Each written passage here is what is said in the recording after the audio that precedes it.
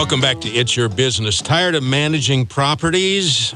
Well, Josh Kettenberg is the owner of Real Property Management Express, and he's just off of teaching a course to a multi-housing association conference, How to Be a Successful Landlord. Boy, that's good. How do you do that? Yeah, I know. It's kind of like one of those things where be a millionaire, in 30 days, right? So that's a big project. So yeah, we talked about different things like how to find good tenants and not break the law. So that was a lively How discussion. do you do that? Yeah. Well, without reteaching the class here, there's a lot of things, right? We got to prepare ourselves as landlords. We got to look at our own biases and prejudices because so often we look at people, and because they're not like us, we're like, nah, I don't want to rent to them. What I really was trying to stress is we got to look at the data and find out, what kind of criminal history do they have? What's their credit score? How much income do they have? What did their previous landlord say about them? And really base it on those sort of data points as opposed to, well, I like this person or I don't like him, and making that decision in 15 seconds or less. So people, if they need more information, we want to make sure they have your number, have your website, because they're going to hear some things in the next few minutes that are going to say, why am I doing this? Yeah, so you can reach us at 605-274-7373, or you can go to our website, which is expressrpm.com.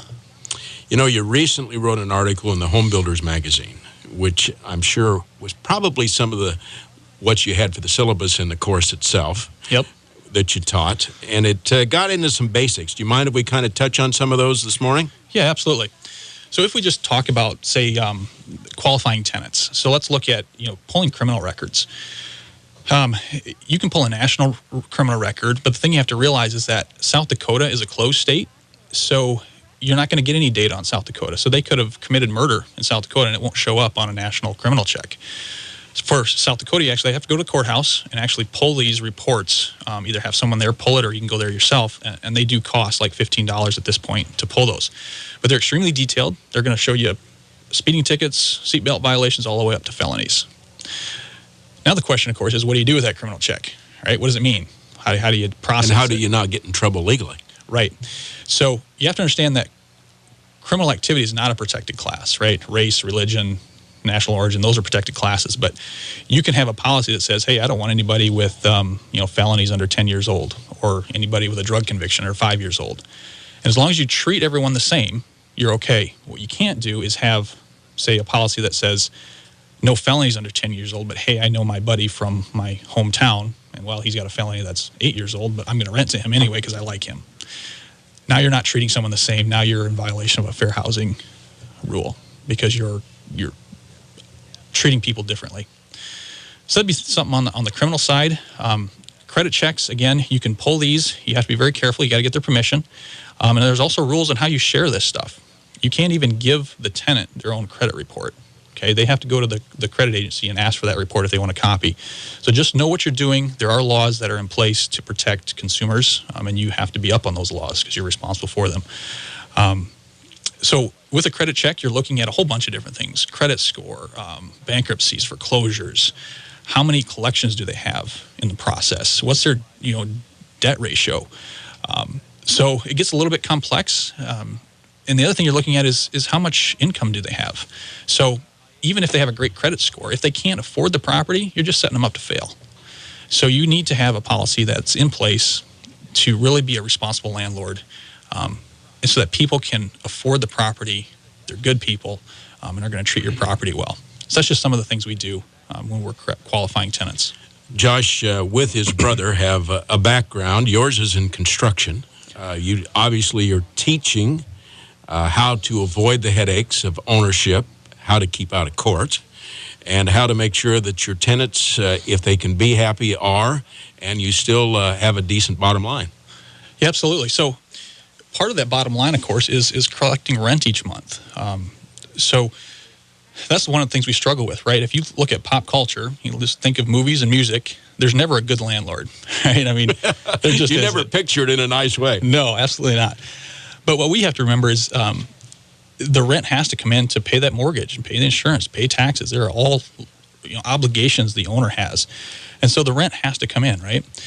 What some people don't realize is that we don't sell a product. We sell time in a rental. And so each day that goes past that we're not collecting rent, we're losing money. Either our store's not open, right? There's no tenant in place to pay the rent, or if the tenant is defaulting on the rent, not paying rent, we've got a real issue. It's the same as someone shoplifting, right? If they walk out the door with an iPad, we tackle them to the ground and recover the property. But if somebody doesn't pay rent, we don't think of it that way, but we need to. If someone's not paying rent and yet they're staying in the property, it's stealing, essentially. And so we do different things just to make sure that that rent is collected each month. A lot of it is setting expectations so that everyone knows when it needs to be paid, where it's going to be paid, how it's going to happen. And then there has to be consequences on the backside for basically walking out of the store without paying.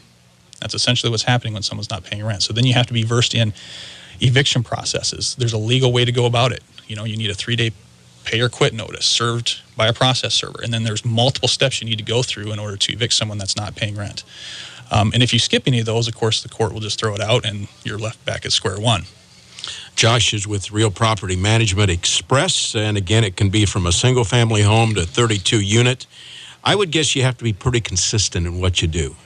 If you're going to accept pets, you accept pets. If you're going to set a rent price, you have a way that you do that. And I would suggest, too, that maintenance has got to be pretty much across the board as well. Yeah, so those are all huge topics. I mean, we could spend a segment on each one. Absolutely. We should.